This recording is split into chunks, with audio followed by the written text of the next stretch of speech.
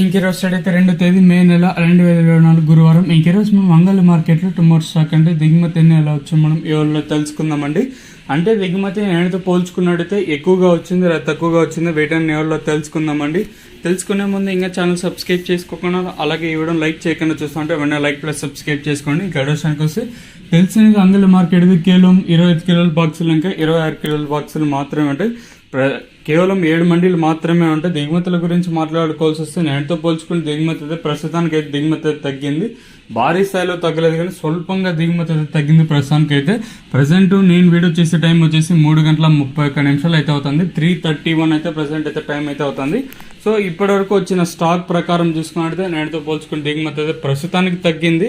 మళ్ళీ 3:30 తర్వాత ఏమన్నా దిగుమతి పెరిగితే చెప్పలేము. సో ప్రస్తుతానికి 3:30 చూసుకున్నట్టు నేటితో పోల్చుకుని దిగుమతి తగ్గింది.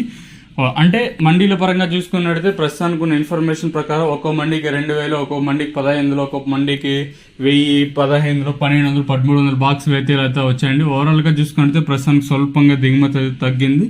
మరి చూద్దాము ఈ ధరలు అనేది ఏ విధంగా వెళ్తాయని. వేలంపాట్లు అనేది ఒక్కొక్కసారి 3:45, ఒక్కొక్కసారి 3:55 కిలో ప్రారంభమవుతుంది. మరి చూద్దాము ఈ ధరలు అనేది ఏ విధంగా వెళ్తాయని.